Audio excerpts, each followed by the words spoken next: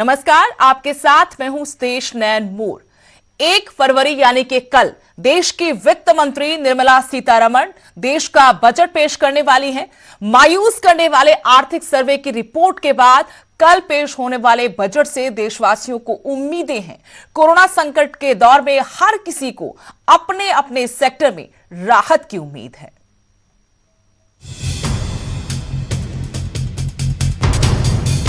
केंद्रीय वित्त मंत्री निर्मला सीतारमण अपना तीसरा और साल 2021-22 का आम बजट 1 फरवरी को पेश करने वाली हैं। कोरोना संकट की वजह से इस बार सरकार के सामने अर्थव्यवस्था की सुस्ती दूर करने के साथ साथ लोगों को राहत देने की बड़ी चुनौती सामने है।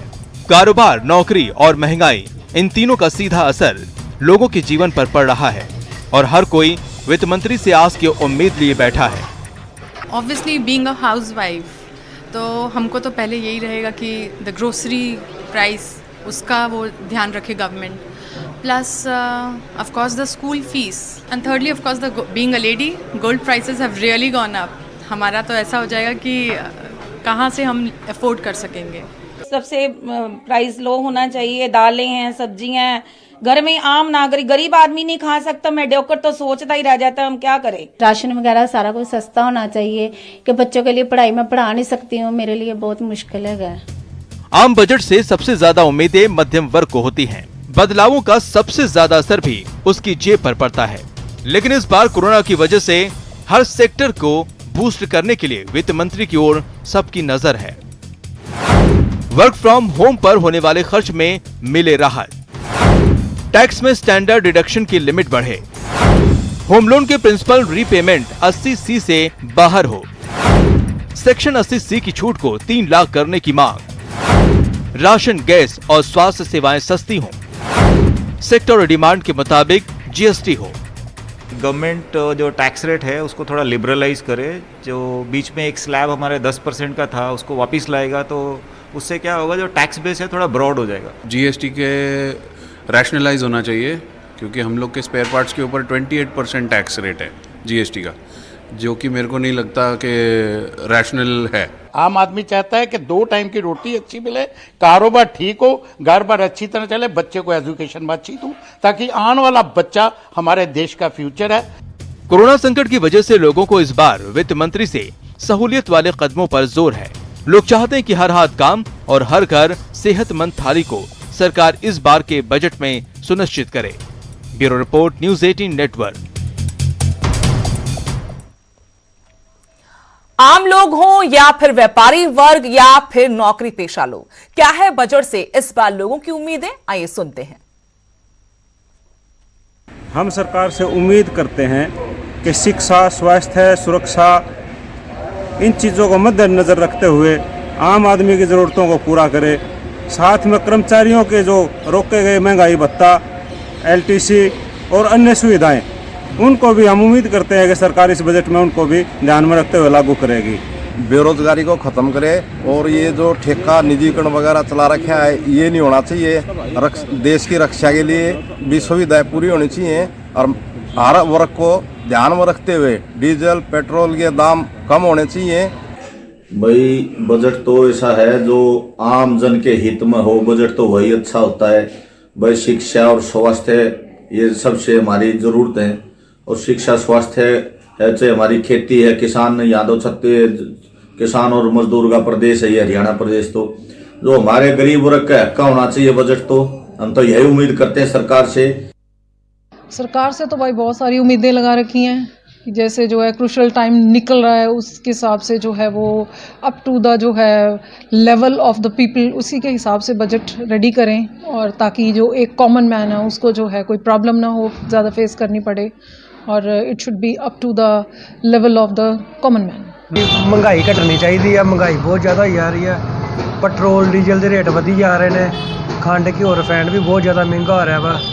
इस चीज़ ये थोड़ी चीज़ां घटनियां चाहिए, बजट जाना चाहिए। केंद्र सरकार जो बजट मतलब कर रही है उसमें जो एम्प्लॉयज़ की डिमांड्स हैं उनको ध्यान में रखकर करना चाहिए और वैसे मतलब it should gratify the main demands of all the sections of society.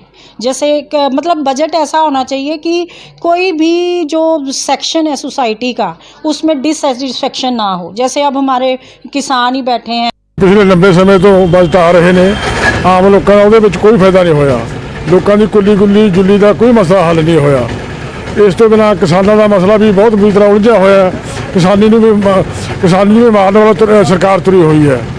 ਅਸੀਂ ਚਾਹੁੰਦੇ ਹਾਂ ਜਿਹੜਾ ਬਜਟ ਪੇਸ਼ ਕੀਤਾ ਜਾਵੇ ਉਹਦੇ 'ਚ ਆਮ ਲੋਕਾਂ ਦਾ ਫਾਇਦਾ ਹੋਵੇ। ਘਰੇਲੂ ਵਸਤਾਂ ਦੇ ਵਿੱਚ ਕੰਟਰੋਲ ਕਰਨਾ ਚਾਹੀਦਾ, ਜਿਹਨਾਂ ਦਾ ਰੇਟ ਵਧੀ ਜਾਂਦੇ ਨੇ, ਲੋਕਾਂ ਪੱਖੀ ਬਜਟ ਆਉਣਾ ਚਾਹੀਦਾ। ਮਹਿੰਗਾਈ ਬਹੁਤ ਜ਼ਿਆਦਾ ਹੋਈ ਪਈ ਹੈ, ਜਿਹਦੇ ਵਿੱਚ ਕੰਮਕਾਰ ਹੈ ਨਹੀਂਗੇ ਤੇ ਮੰਨ ਲਓ ਬਹੁਤ ਜ਼ਿਆਦਾ ਪਰੇਸ਼ਾਨੀ ਹੈ ਜੀ। ਕੀ ਉਮੀਦ ਰੱਖਦੇ ਹੋ ਇਸ ਵਾਰ ਬਜਟ ਕਿਸ ਤਰ੍ਹਾਂ ਦਾ ਹੋਣਾ ਚਾਹੀਦਾ? ਬਜਟ ਮੰਨ ਲਓ ਜੀ ਹੁਣ ਆਪਣੇ ਹੱਕ ਦੇ ਵਿੱਚ ਹੀ ਹੋਣਾ ਚਾਹੀਦਾ ਜੀ। जो अभी बजट आने वाला है उससे हमें ये उम्मीद है कि सरकार को कुछ ऐसे इनिशिएटिव्स, ऐसे स्टेप्स लेने चाहिए जिससे कि जो लोग हैं प्रॉब्लम्स फेस कर रहे हैं, चाहे हर एक सेक्टर में, चाहे वो एजुकेशन सेक्टर हो, चाहे वो हेल्थ सेक्टर हो, चाहे वो एग्रीकल्चर सेक्टर हो, वहाँ पर उनकी समस्याओं का समाधान मिल पाए। अगर मैं बात करूं हेल्थ सेक्टर की, तो काफ़ी सारे पिछड़े इलाके हैं जहां पर जो है रोड्स भी ठीक से अभी नहीं बनी हुई है, प्राइमरी हेल्थ सेंटर्स भी नहीं है, अगर है तो वो ऑपरेशनल नहीं है, एक्टिव नहीं है। तो हमारी ये उम्मीद है कि हेल्थ सर्विसेज जो है लोगों तक पहुंचनी चाहिए, हर एक इंसान तक पहुंचनी चाहिए। इस बार जो केंद्र सरकार का बजट आना चाहिए वो इस तरह से आना चाहिए कि जो गृहिणी है उनके लिए लाभदायक हो। जैसे आप जानते हैं कि पहले जो हमारा 2020 गया है वो सारा हमारा कोरोना काल में गया है, जिस वजह से कोरोना काल में हमें बहुत सारे लोगों को, स्पेशली गृहिणियों को, समस्याओं का सामना करना पड़ा। जो प्राइजेस थे वो बहुत ज़्यादा अब मिले हम लोगों को। तो मैं चाहती हूँ जो गैस सिलेंडर है और जितने भी जो रसोई से रिलेटेड जितनी भी चीज़ें हैं वो सस्ती होनी चाहिए, ताकि जो बजट है वो इको फ्रेंडली हो और हर एक गृहिणी के लिए लाभदायक हो। दिन प्रतिदिन महंगाइयाँ बढ़ती जा रही हैं, हर चीज़ की महंगाई है। सिलेंडर को ले लीजिए, पेट्रोल के दाम ले लीजिए, सब्जियों को ले लीजिए। तो हम यही कहेंगे कि बजट अच्छा होना चाहिए कि जो मिडिल क्लास फैमिली है उनके लिए तो ये बहुत ही बुरी चीज़ ही होती है। यही निवेदन है सरकार से कि बजट हमारा अब की बार अच्छा होना चाहिए। अगली बड़ी खबर, किसान आंदोलन पर ये बड़ी खबर आपको बता रहे हैं। शाम 6:30 बजे किसान संगठनों की बैठक होगी। आंदोलन की अगली रणनीति पर इस बैठक में मंथन किया जाएगा। पंजाब हरियाणा से सिंघू बॉर्डर पर बड़ी तादाद में किसान पहुंच रहे हैं। राकेश टिकैत के प्रकरण के बाद एक बार फिर से किसान आंदोलन जोर पकड़ रहा है। ये बड़ी खबर आपको हम इस वक्त बता रहे हैं कि शाम 6:30 बजे किसान संगठन एक बार फिर से बैठक करेंगे। आंदोलन की अगली रणनीति पर इस बैठक में मंथन होगा। और उस दूसरी तरफ पंजाब हरियाणा से लगातार किसान सिंघू बॉर्डर पहुंच रहे हैं।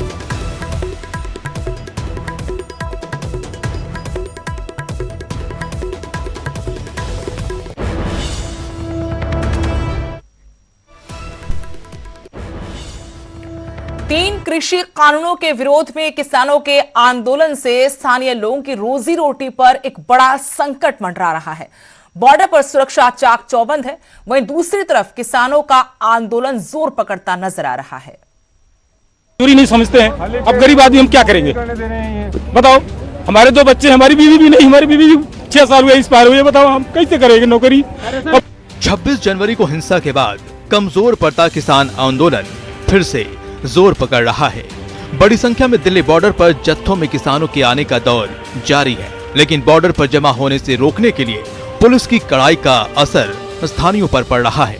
धरना प्रदर्शन से इससे मेरे लोग का नुकसान हो रहा है, मैं कहां से खाऊंगा। मेरे बच्चे कर्जा जिससे लेके खाता हूं वो भी नहीं दे रहा कर्जा। अब बताइए अब मैं कहां जाऊं, किसके पास जाऊं बताइए। सर यहाँ से कई बार सर रास्ता यहाँ से क्लियर कर देते हैं, कई बार नहीं करते हैं, यानी कि मन मर्जी हो गया। जब मन में आया तो कर दिया, जब मन में आया बंद कर दिया।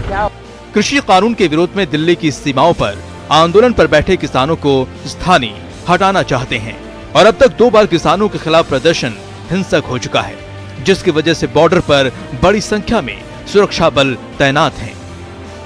हरियाणा और यूपी से किसानों का आंदोलन में आना जारी है। पुलिस के पहरे, इंटरनेट बंद और आवागमन में पूछताछ से स्थानीय परेशान हैं।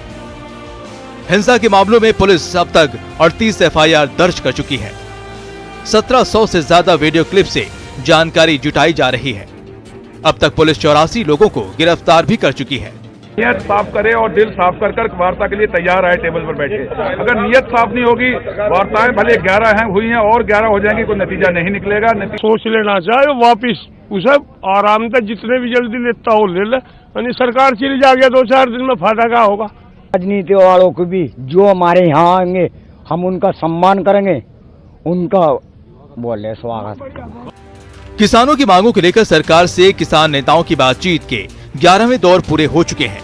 सरकार की ओर से कृषि कानून को 2 साल तक के लिए स्थगित किए जाने का प्रस्ताव भी किसानों को दिया जा चुका है, लेकिन किसान कानून को रद्द किए जाने की रट पर अड़े हुए हैं, जिसकी वजह से किसानों के आंदोलन के अंत का कोई रास्ता बनता नहीं दिख रहा है और स्थानीय अब और इंतजार करने के मूड में नहीं है। ऐसे में दोनों को संभालना पुलिस प्रशासन के सामने बड़ी चुनौती है।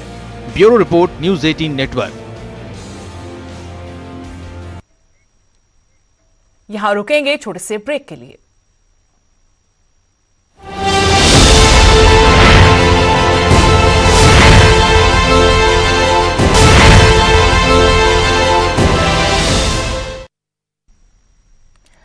ब्रेक के बाद आपका स्वागत है। बड़ी खबर आपको बता दें, किसान नेता गुरनाम सिंह चढ़ूनी ने आरोप लगाया है गणतंत्र दिवस के बाद सैकड़ों लोग लापता हैं। ये उनकी तरफ से आरोप लगाया गया। कहा 26 जनवरी के बाद साजिश रची जा रही है दंगों की।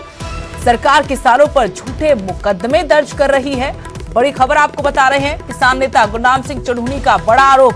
कहा कि गणतंत्र दिवस के बाद सैकड़ों लोग लापता हैं। 26 जनवरी के बाद से साजिश रची जा रही है दंगों की और सरकार किसानों पर झूठे मामले दर्ज कर रही है। अभी तो बहुत फोन आ रहे हैं। हमने एक नंबर दिया था, उस नंबर पे बहुत फोन आ रहे हैं। सैकड़ों लोग गायब हैं जिनका हमें ये नहीं पता वो है कहाँ, उन पर मुकदमा दर्ज किया है नहीं किया, उठाए हैं, मार दिए हैं, जिंदे हैं, उनका कुछ नहीं पता हमें। क्या लगता है इसके पीछे कोई साजिश किसी की हो? और इससे हम सरकार से एक मांग करें कि वो एक लिस्ट जारी करें कि उनके कब्जे में कौन कौन आदमी है और वो कहाँ का है और किस।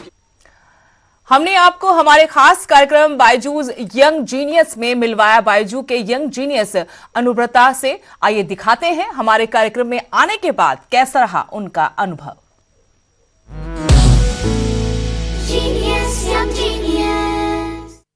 बायजूस यंग जीनियस में हम जुड़े कुछ ऐसे बच्चों से जिनकी उम्र तो छोटी है पर कारनामे बड़े। बंगाल से एक बहुत ही होनहार टैलेंटेड यंगस्टर हमारे साथ जुड़े थे बायजूस यंग जीनियस में। आइए उनसे पूछते हैं कि उन्हें कैसा लगा बायजूस यंग जीनियस में शामिल होकर। अनुव्रता सरकार इज विद अस। अनुव्रता, কেমন আছো? सर ভালো আছি। What's going on? कैसा लगा आपको बायजूस यंग जीनियस? अच्छा लगा। Sir, first of all, I want to thank News 18 Sol Production and Byju's for planning this awesome trip for me. Sir मुझे बहुत अच्छा लगा सेट में। हाँ, सेट में क्या अच्छा लगा आपको सबसे अच्छा?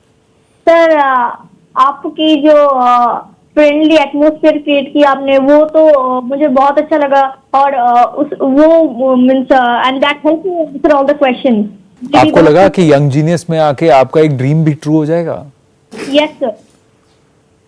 सर एक्चुअली हर्षा सर ने मुझे मेल किया। आपका तो एक ड्रीम कम ट्रू आ गया हो गया, क्योंकि आप तो जीनियस हैं लेकिन आप एक क्रिकेट बफ भी हैं, आप हर्षा भोगले के फैन भी हैं। Yes sir. गुड। तो अब आप क्या करने वाले हैं Anuvrata? Sir actually I am trying to develop new app. बहुत बढ़िया Anuvrata, continue, all the very very best. I wish you all the best. Keep shining, keep smiling. Thank you sir.